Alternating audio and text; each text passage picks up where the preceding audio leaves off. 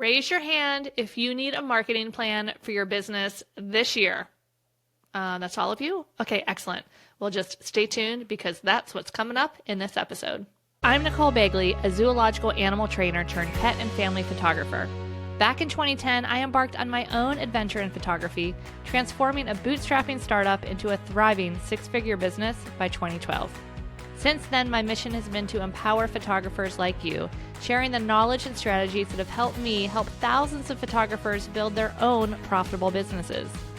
I believe that achieving $2,000 to $3,000 sales is your fastest route to six-figure businesses, that any technically proficient photographer can consistently hit four-figure sales, and no matter if you want photography to be your full-time passion or a part-time pursuit, profitability is possible.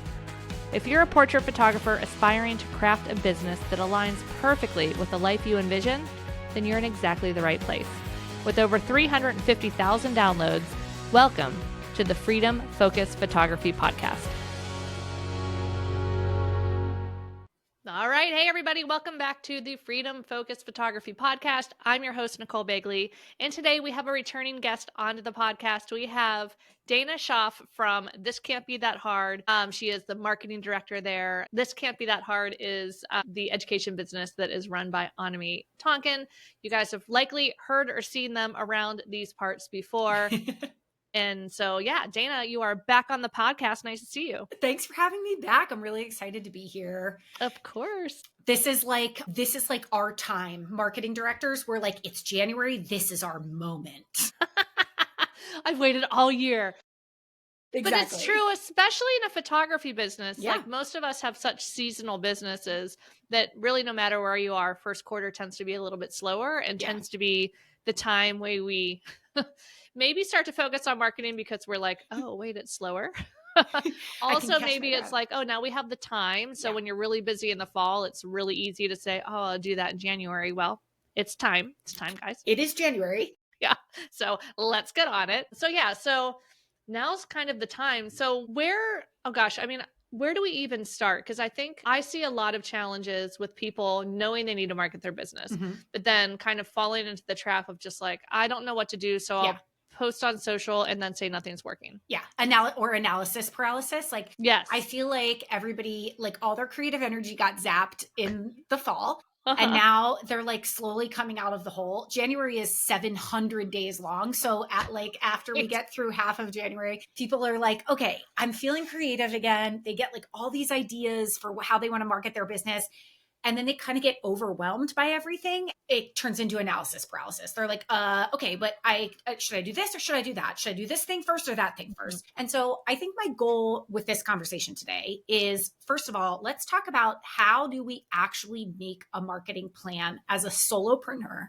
Because I think it is very different than a lot of the advice you hear out there. If you're a business, even of two people, like, right? It's like, if you're just the only person doing this, you have to create a marketing plan for yourself that is doable. So how do we do that? And then how do we make it so that we don't fall into analysis paralysis? Right.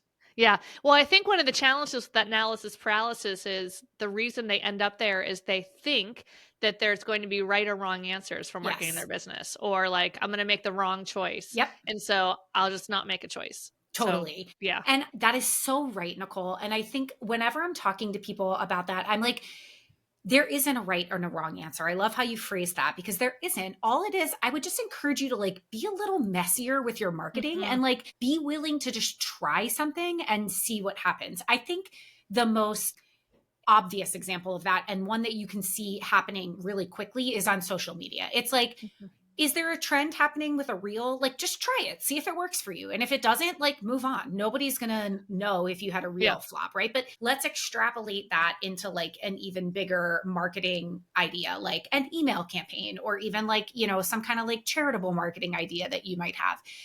Instead of trying to really hold the reins so tight and be like, is this the perfect idea for me? It's like, just try it and see. And if it doesn't work, you can just try something else. That's the beauty of being your own business owner. There's no boss that's going to be like, you're fired. Yeah, right. Exactly. And if it works well, like, all right, great. Remember this, do it again next time. If it doesn't work, maybe there's a tweak you can make that will work. And I think a lot of challenges too, is people look and they maybe look at someone that had success with a certain marketing plan and they think, oh, Yeah. that's the I key. got to do that. Yeah. Yeah. But in reality, different things are going to work for different markets and for us. Like if you and I were in the same market, we might have totally different marketing strategies that work really well for me and maybe don't work for you, or vice versa. You have something that works for you, but because I'm a different person, might not work for me as well. Yeah. And also, I think that's the beauty of it, right? It's like, Yeah. yes, we have overlapping markets with other photographers that are in our niche, but how you position yourself, how you market yourself is what's going to make you stand out to your ideal clients versus to their ideal clients. And I really do subscribe to the idea that like you're not the photographer for everybody and that there is a client for everybody out there, right? So like this is like love language. Like you need to speak your own love language to find your people that are going to like really resonate with you. And when you start to try to do what everybody else is doing, that's when it feels really icky and it feels really hard and like you're just like pushing the rock up the hill and it just feels gross. So I think that is a really important note is like, be a little messy, be willing to try different things, be authentically yourself. And then you said something else that I just want to make sure we highlight, which is, and if something works, do it again. Yes. Literally do it again. Like, I mean, again, I say this with reels. I'm like, if you had a reel that did really well, do it again. Like you don't have to constantly reinvent the wheel when it comes to marketing. Finding your messaging and your things that work for you and your clients, finding those is gold. It's not like you find them and you're like, okay, well that one worked. Now on to the next thing, throw it out the window. No, keep that and just tweak it a tiny little bit and do it again next year and the year after that. So today I want to talk about creating, it's January. I want you guys to be able to come back to this episode every year and be like, okay, I'm going to make my marketing plan for the year. I want to look at what worked last year, and then I want to bring it into this year and make my marketing plan. So yeah, step one, what worked for you last year? Did you offer a certain type of, special session or run some kind of special offer that really worked? Like, I would encourage you to first sit down and think about, or maybe you use your, this is where you dig into your numbers and you're like, wow, I had a really big month in like May. Why? And then you look back and you're like, oh, well, I offered, these wildflower sessions in May and people really loved them. Okay. So note that really worked. Okay. So looking back on what worked in the previous year. Step number one. Do you have, I don't want to get ahead of our steps, but do you look back at maybe what didn't work too? Sure. I think absolutely look at what didn't work. Like you might also look at your numbers and be like, oh, this was a bad month. Or I remember I did this, tried to do this sales campaign and just nobody bid. And now that you're a little bit away from it, maybe you can take a look at that critically and be like, well, maybe the time was wrong. Like especially if you feel like, man, that was a really good idea. Like, again, let's say it's like wildflower out here in the desert. Yeah. We have wildflowers. So I would be shocked that if that wouldn't be a good idea, right? To do wildflower sessions, So if you're like, well, that really didn't hit last year, I wonder why. Okay. So then you want to look at like the strategy around it. Did you send it at a weird time? Like was something happening either in the world or like, is it like kids are getting out of school or it's Mother's Day or, so you might need to think about what it was going on for your clients that they didn't receive what you were sending. Or did you not talk about it enough? I think last time I was here, I was talking about the rule of 7, how people need to hear something 7 times before they even cop onto it. Like you need to see a commercial 7 times before you're like, wow, I should try those new Doritos or whatever. Right. So make sure that you did enough emails, you did enough social media. So I would look critically at that. And then if you just really feel like, you know what, actually, that was just a bad idea and everything about it felt gross, I'm just going to move on from it, then just move on from it. Yeah. Real quick point, and then we'll keep moving on this list, is that I feel strongly that if there's something that you're like, say it is the wildflower session. So you're like, man, I really want to do that, but it didn't bite. Like keep trying. Like if there is something that you feel that is a really good fit for your business, then it likely is. And you just didn't find the right way to market it. Couldn't agree with you more. Yeah. Where if there's something maybe that you're like, everything about that marketing strategy just felt yuck. Yeah. Like, all right, fine, let's move on. But dig into that feeling. To your point, maybe something worked, but you hated it. Yeah. Then don't do it again. Like if you or change it. How can I make this fun? Yes. This worked. How can I make this more aligned for me. Yes. Love Yeah. that. That's, Okay. that's, So that's that's number great one. Look language. back Okay. So we're and looking back. like Great. that. Okay. Okay. Number So two. now we like know what worked, what didn't work. Now we're going to come into this year. And I like to have people organize their ideas around marketing, around this idea of a jar. So you might have heard this story told in many different ways, but I'll do it quickly. And it's basically like somebody comes to you and they have this jar and they fill it up and they say this jar is empty. And you're like, indeed it is. And then they fill it up with some rocks and they show you the jar and they say, is this jar full? And you say, it is. And then they go, hold on a second. Well, let me pour some pebbles around those rocks. Now is the jar full? And you're like, yeah, the jar is now full. And you're like, wait a minute. Let me pour some sand in there. And the sand goes in between the pebbles and the rocks. Is it full now? And you're like, well, surely it is now full, Dayna. And then I take a glass of water and pour it in. And I say, now actually the jar is full, right? So the idea is here, the like parallel is there are many different types of marketing that you can do in your business. And I will see people sometimes only focus on water, for example, or only focus on pebbles. And they fill their whole jar up with doing pebbles. And then they're like, I don't have room for anything else. Now, what's really important about this story is if you put in the water first to the jar and then you put in the rocks, the water would start overflowing out of the jar, right? So you actually have to put them in a specific order in order to fit everything in the jar. So when we're translating this over to marketing, your rocks are going to be your in-person or big collaborative events, your charitable marketing, things that you're doing like big collaborations with other brands where you are hopefully bringing a bunch of leads in one sort of event, whether it's online, in person, whatever. That's your rocks. Yeah. So for a lot of pet photographers, a lot of people do like a calendar contest type of thing. So that's definitely like a quarter one rock because it's going to take up a decent amount of time. Yeah, it takes a chunk of your energy, right? But it brings in hopefully a bunch of leads. Yeah. But you want to put that rock in first. So then pebbles are going to be things that take up a little bit more time, but also have some longevity. That's the other thing about rocks is like they do take up a bunch of your energy, but they bring in a lot of leads. So pebbles, I like to look at those as blogs. Blog posts have a long life. They really help your SEO. The other maybe option for a pebble might be like doing a website rehaul. Like if you really need to improve your SEO or your language on your website, that might be a pebble. Your sand is going to be your email marketing. And that, is something that should be going out once a month minimum, if not twice a month. And then your water is going to be your social media. So going back to when I said, if you fill up your jar with water first and how we started this conversation, which is people are like, I'm just going to post a bunch on social media and then be like, nothing's working. To your point, it's like, I see people fill their jar with water and they're like, great, I'm going to crush it on social. And then all of their marketing energy is tapped because social media can be pretty draining. And then you try to drop a rock in there and all of a sudden you're over capacity, right? So let's organize our year around this marketing jar and say, how many rocks do you have space for in your business? Now, the answer is going to be different for everybody, but like you said, Nicole, for pet photographers, the calendar, contest thing is great.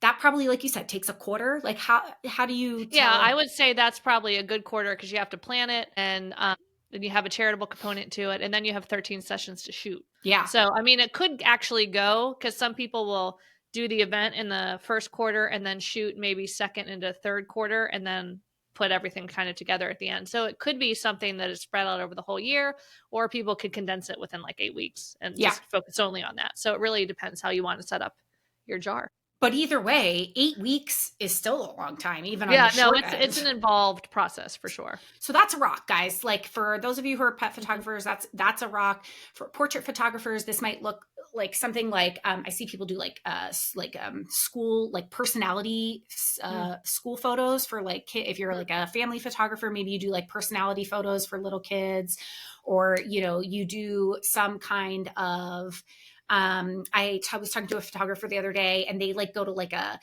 their town does like a street fair that's like a family thing and they like, set up a little booth, ticket things there. It's like, these are great ideas and you're going to meet a lot of people when you're at those things, but they also take a lot of energy, right? I think for most photographers, doing 1 or 2 of these a year do them well is a good goal for yourself. And if you're just starting out, just focus on one. And again, do it well, because once you get the calendar contest formula down, then it's easier to duplicate. It takes less brain power next year. Oh my gosh, 100%. Yeah, some other things I do, which could work for any portrait, really. We do it a lot in the pet space, but it would also work for family portraits. Is I love charitable marketing. I built my business on charitable marketing. So partnering with a charity, it could be a rescue, it could be a human charity, it could be all sorts of different things. And you basically offer a special session to their supporters that has a little bit of a fundraising element built in for the charity. And it is such a great thing because once you create it once, you just rinse and repeat to whatever other charities you want. You can do it quarterly. I knew people that did it monthly, and it basically brought in like their entire business. Like they're like, I filled my calendar just doing this same thing, but over and over again. And, you know, once you create it once, it's so easy to keep doing it. Yeah. And sidebar, Nicole, I love talking to you because you're always like a human charity. Like, we're dog people. So I love talking to you because we talk about human things like other people talk about dog things. So I know. that just makes me happy. Like, you know, rescue or like something that benefits humans. Oh, you know, those pesky humans. So yeah, Nicole, you're the queen of charitable marketing. Like, I always am coming to you for ideas there. And I love this idea. Plus it feels great, right? Yeah, like 100%. When you pick causes that you care about, you're giving back to charities that you care about. Like, it's just a really heart-filling way to run your business. Yeah, 100%. And just the amount of goodwill you get from the community that, you know, oh my gosh, so many people used to tell me I just love everything you've done for this XYZ charity. And, you know, then they want to do business with you. Yep. It's a long game. Yep, exactly. So if you aren't doing some kind of charitable marketing event, I want you guys to put that on your calendar for 2025. It is a great way to grow your business. It is a really smart, and like Nicole said, once you figure out all the, you know, like the tech and the organization and the email, everything on the back end, do it once and then it's rinse and repeat. So that is a really good investment in your business. Okay, so moving on, let's talk about Pebbles. Okay. I want to clear up a little bit about blogging. Some people are like, is blogging still a thing? And I'm like, yes, but. Exactly. It's not what it used to be. It's not, I shot this session with so-and-so and her Frenchies and they're so cute, la, la, la, la. We're not blogging about individual sessions anymore. What we are blogging about is what people are Googling. So you want to answer a question in your blog. So you want to think about what your ideal client is struggling with. What are they Googling? What resources do they need? So if you're a pet photographer, right, it might be something like the top 5 enrichment toys that I recommend for, you know, dogs that are busybodies or whatever. Because you are a pet photographer, you are an expert with, I'm just going to use dogs because I have dogs. You are a dog expert to some degree, right? So when you tell me that these are the best enrichment toys for my crazy dogs, I'm like, great. It doesn't have anything to do with photography, but you could like creatively weave it in at the end where you might be like, before your photography session or before a photography session, if I have a dog that's like really high energy, I recommend, you know, that they do a snuffle mat or whatever to like kind of work out some of the energy. And then at the bottom, you can, you know, you can always say something about like, you know, I'm a pet photographer. It's obviously going to be on your website. So they're going to find you through there, right? Like you're offering up something that you are an expert in that you have overlapping with your ideal audience. Does that make sense? Yes, 100%. The one that I always like to say too is, you know, thinking about who is your ideal client. My ideal client's like a young professional couple, love to be outside. Maybe they love breweries and hiking and, you know, they're making plans for the weekend with their dog included. And so, you know, even just doing like roundup blog posts sometimes of like, hey, here's the best dog friendly breweries. Yep. And then reach out to them and let them know, hey, I put your name on this list if you want to share it, and then they share it. And then also when people are just searching, you know, brewery, dog friendly brewery, Charlotte, then, oh, look, there's my thing. And they have a dog and they're on your website now. Yeah. And like, maybe they didn't even know. I remember there was a point in time when I didn't even know pet photography was a thing. No, most people still don't. Still don't. Like you said, this is me. I'm like, let's go to a brewery this weekend. Oh, look at this. Oh, I can get pictures taken with my dog. Like, who knew? Right. Right. So again, love that. It's stuff like that, or, you know, best hikes to go to, best restaurants to take your dog to, all that stuff that you guys already know. That those are great things for you to be blogging about. If you are a portrait photographer, this might be like, if you do families, this might be like offbeat parks that, you know, you can let your kids run wild in, or whatever. Things like whatever you have overlapping with your ideal client. And then what are they Googling? That's what I like to, and this is a great place to use chat, right? Like what, talk to it and be like, you know, my ideal client is this person. What are like the top 10 things that this person Googles? And you know what? The ChatGPT will tell you. And then you will know what to write your blogs about. Yeah. And then if you want to get really nerdy, you can start to dig into like Google keyword tools and stuff like that. But man, with chat, you don't even have to like, it used to be you had to figure out how to properly ask the Google keyword, all those things. And I don't know, just between you and me, Google user experience is not ideal. It's not. It is not ideal. Not a fan. So yeah, asking chat's much easier. Way easier. So look, there are plenty of people out there who like specialize in blogging and SEO. That's not my expertise, but I do think these are really important pieces of marketing content because they do live for a long time. They do. So I will also just give you that tip. Don't pick something that's going to have a short life. Like pick something that will be evergreen for several years. You know what I mean? Yeah. And even with that, you can share it for other things. Even if you did something seasonal, like, you know, dog safety in summer or something like that. We get a lot of blue-green algae in lakes here. So like do a whole article about like how to properly let your dog swim. And then you have all sorts of water swimming, amazing images you get to put in there. Anyway, I digress. But you can share that then every summer. Or if you think about, like, I like to think about, all right, what are people Googling? But then also, what do people need to know before they book a session with me? So, you know, your dog is okay to be on a leash. Your dog is not too crazy. You know, just different things like that, that then you can take those and take that same messaging or even put those resources into your like client education experience where, you know, people reach out and you're having an inquiry with them, or you can just send them, you know, all these different resources to help them have a great experience. So they live on in so many ways. I love that. So it's just frequently asked questions that you get, like, what are people always asking you? Blog about that.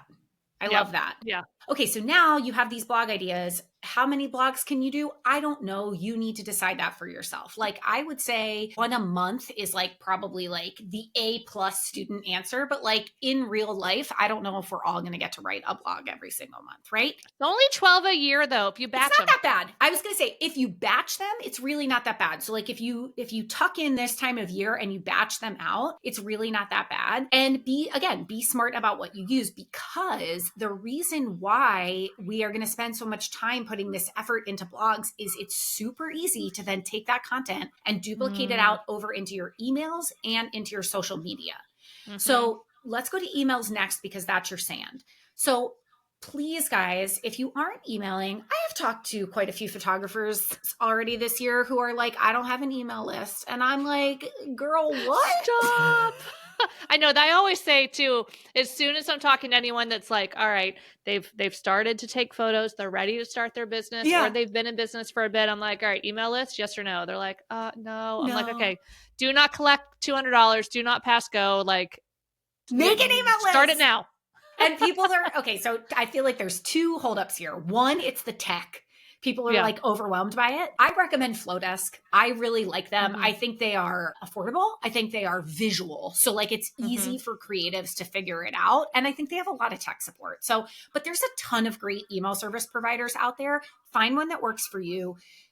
Do you have to invest a little bit of time in learning it? Yes. Did you invest a little bit of time in learning how to take photos? Yes. So like be a business owner and invest a little bit of time in learning how to use your email service provider. Yep. The other hump that people come up against is like, I don't know what to say. Okay. So I get it. Please also don't be one of those people who only email their list when they're selling something. That is the most annoying way to get email, is like only when sales are happening. You want to think about emails as the coolest thing about email marketing is people have opted into it.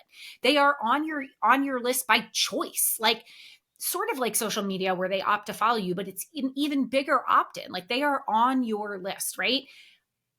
I want to pause here to say, people ask me a lot, hey, if I did this charitable marketing event and someone gave me their email address, can I email them?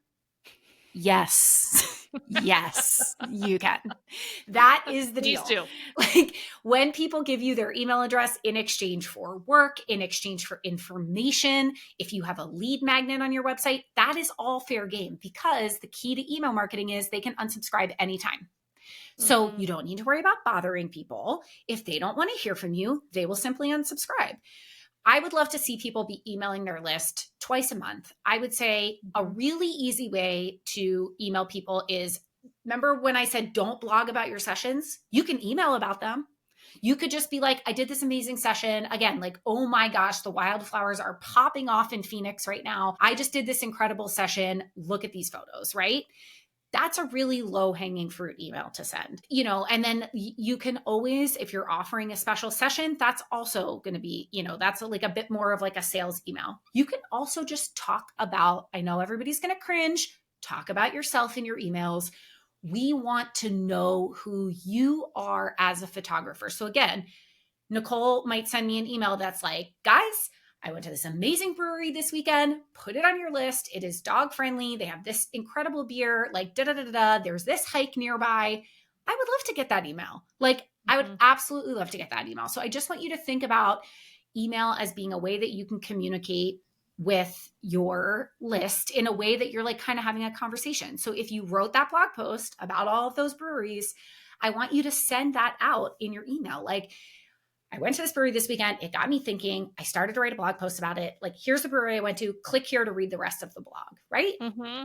Easy peasy. So I just gave you 4 really easy ideas for emailing your list. Rotate through them, right? And just do one every 2 weeks. Okay. Yeah. And ChatGPT can help you brainstorm more. Totally.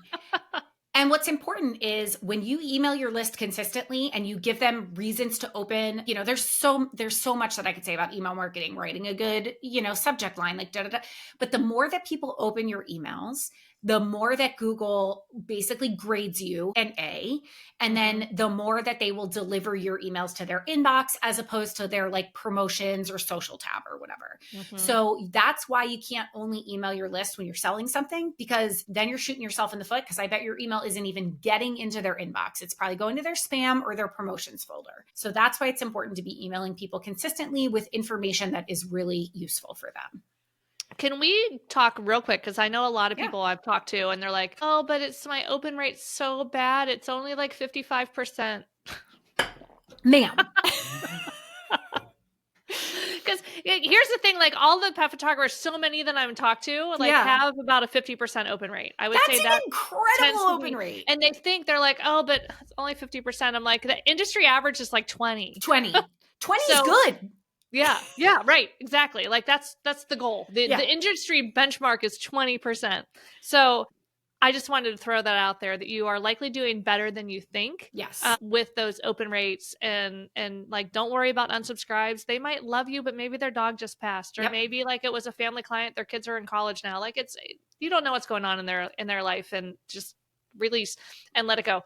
But yeah, just wanted to throw that out there that I couldn't agree more. And I'll double down on the unsubscribes thing. I even go so far as to say, if you're not getting somebody unsubscribing every time you send an email, you're not sending enough emails.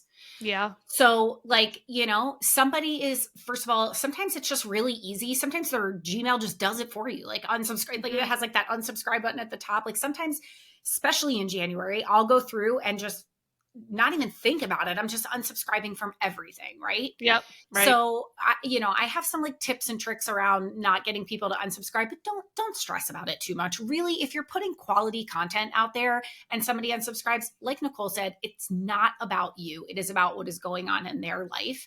Don't look at who unsubscribed. Just don't even look at that. Just keep your blinders on. Keep your like eyes on your own page.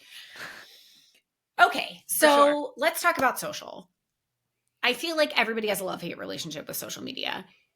I think it can be really powerful in terms of getting you a bigger reach really quickly, but it can also feel like it has more power than it does. As we literally just saw, TikTok went away, right? And then it came back, but like it went away. That could happen at any point on any of these social platforms. So you have to know that you don't own your Instagram. You don't own your TikTok. You don't own your Facebook page. The goal for social media should always be to get people over to your email list, right? Mm-hmm. So when we're creating social posts, I want you guys, again, go back to that blog mindset. I do think it is important to just share beautiful photos that you've made, right? That is one content pillar. But another content pillar is answering questions that people have. I'm sure you have noticed that really the content that does well on social media right now is like lists, resources, how to's. Like, I just saw one today for photographers that was like 15 tax write-offs for photographers. And they like listed them in a reel and they popped up, and it was like, save this post. Heck yes, we're saving that post. That is really actually helpful for us. So when you are thinking about creating content, same as the blogs, I want you to think about what are your ideal clients? What questions do they have, right? That you can answer for them in your niche. So exactly what Nicole said, if we're talking about the brewery, let's go back to that idea. Great. You're a photographer. So you can take your real camera or your phone camera and make a little reel that is like my top 10 breweries in Charlottesville and like boop, boop, boop, boop, boop, boop, boop. Put them together in a little reel and like slap a trending audio on it and put it out there for the world, right? Like that is And then useful. if you want to go, this is like, don't get overwhelmed here, guys. This is level 301. Like this is like the graduate school level course on this. Yeah. But then you can take that as like a little PDF download and like grow your list as people download it. But again, don't get overwhelmed. If that overwhelms you, I never said it. But if you're already doing those things, that's your next step. That is your 301. I love that. Yes, 100%. So did you see how we moved you guys from the marketing of the biggest rocks? Then we're moving down and social media is just supporting everything else that you're doing. So if you're doing charitable marketing, your social media is pointing back to that rock.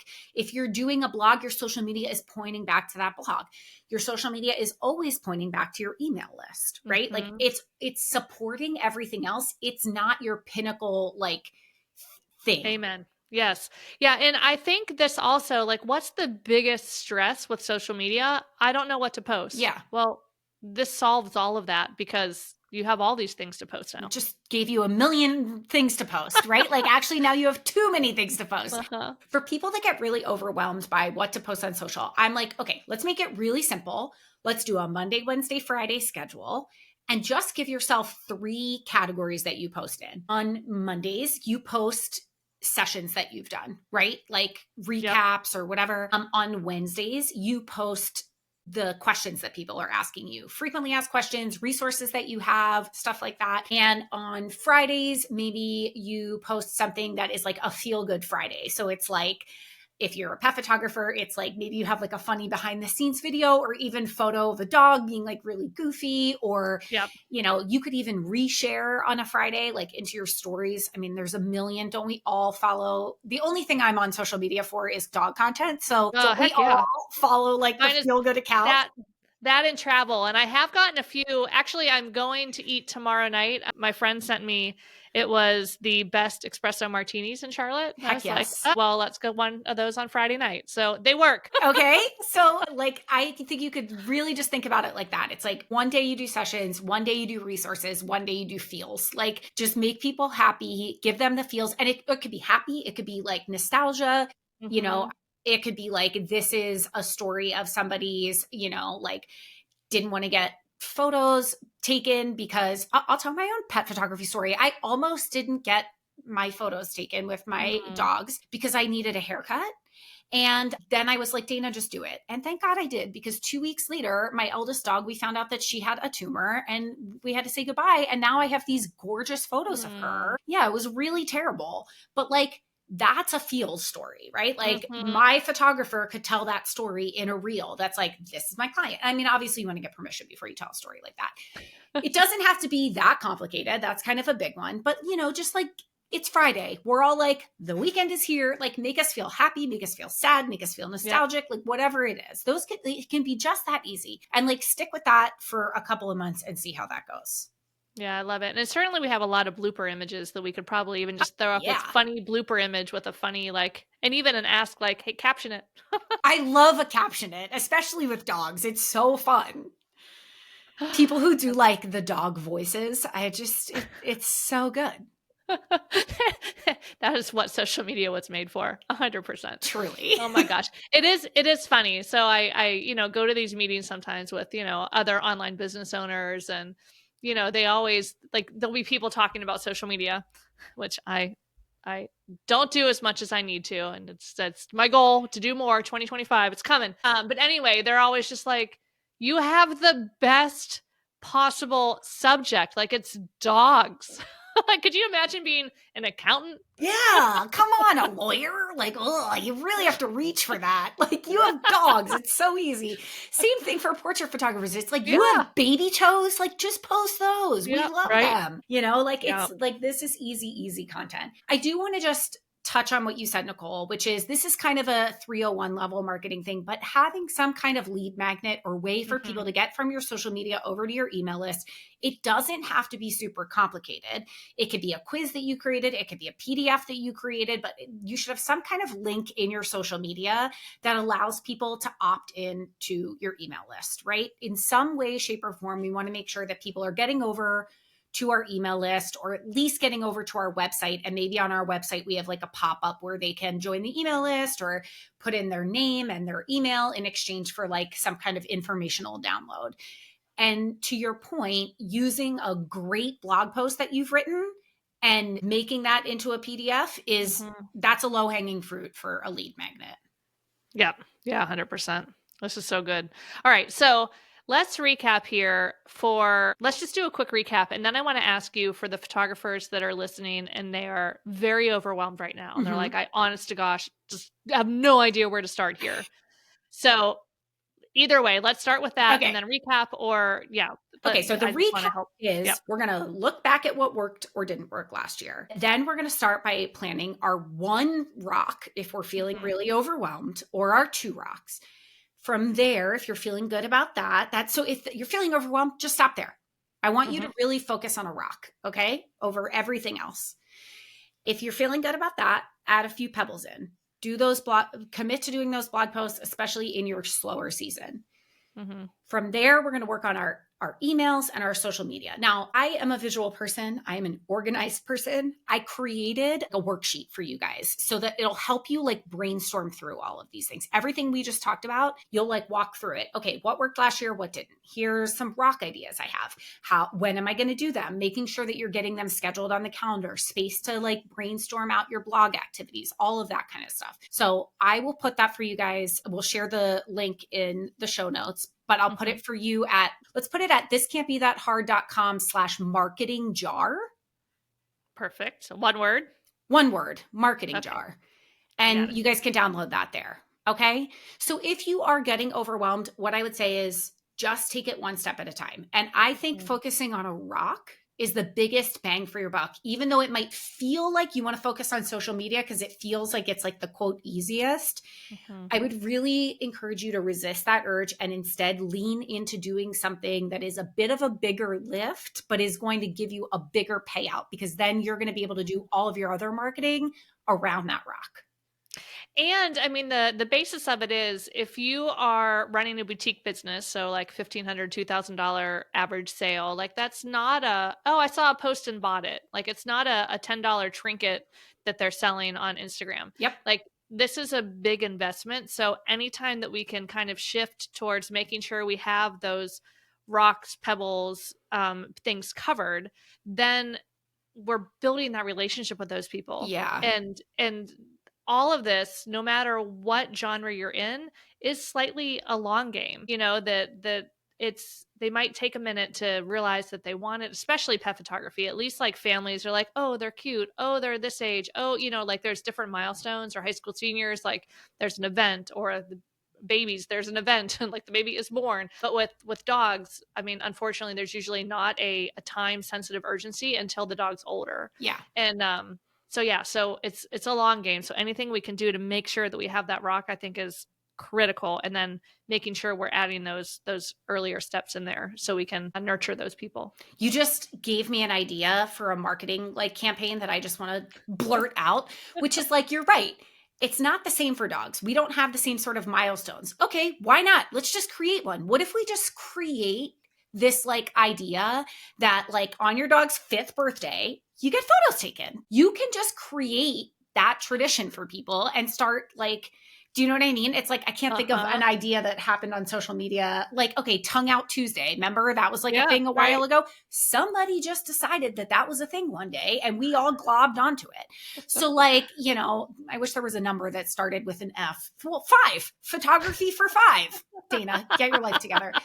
Like you could just do that, right? Like by the time your dog turns 5, you should have had photos taken. Like, put that out there. Just make it a thing. I am. Oh my gosh, that is screaming blog post, right? Oh my gosh, 100%. Yeah.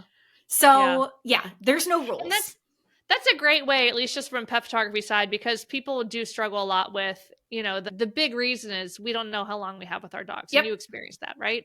So but you don't want to be like coming in all morbid with like, hey, your dog could die anytime. Get some pictures taken. Like, no, we need another way. So something like that, like, you know, let's celebrate our dogs. You know, by the time they're 5, make sure, because, and you can bring that piece in with it being a little bit lighter than like morbid, you know, so that allows you to focus on the why from it. I love that. Or you could say, people ask me, when should I get photos taken of my dog? And you should say, I suggest that you should have photos taken 3 times in your dog's life, when they're young, in their middle age, and in their old age. Like, you're the boss, babe. Like, we right now collectively have just decided that photography on your 5th birthday is a thing when you're a dog now.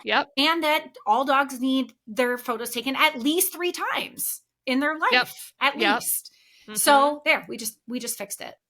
All right. So yeah, I mean, you guys, like most of the pet photography industry ends up listening to this podcast at some point. So we have the power to actually make this a thing. Let's do it. Because you're all here. So let's do that. Amazing. How about hashtag 5th birthday photography? Yeah. Well, it might have to go to GPT and work it out. Somebody make it workshop cute. Something. We'll come up with a good catchy something. I love it. Make it cute.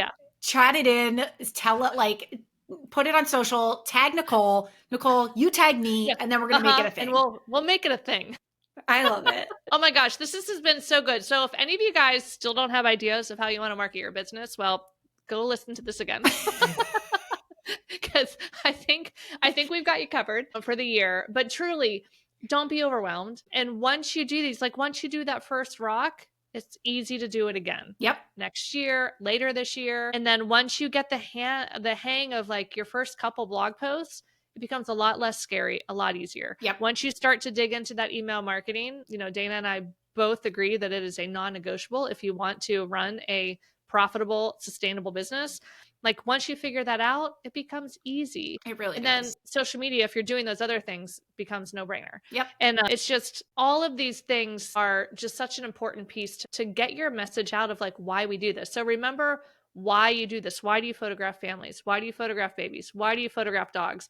And like, we aren't marketing to like sell something. We're marketing to give this experience to our clients. I mean, Dayna, you can speak for this, for like how, now that it's in the past, you know, you lost your dog, like how important are those memories? They're literally everywhere in my house. I'm on a desktop or like I'm surrounded by them. They are all around my whole office. Like they're the most important thing. And I am so grateful that happened. And I really would have been like just devastated if that didn't happen. Devastated. Even though I've taken approximately 8 million cell phone photos of my dog, it's not the same. I don't have that moment with us, you know, it's just not the same. It's not the same as having professional photos taken. So as all of your ideal client, I'm just telling you right now, we want what you're selling.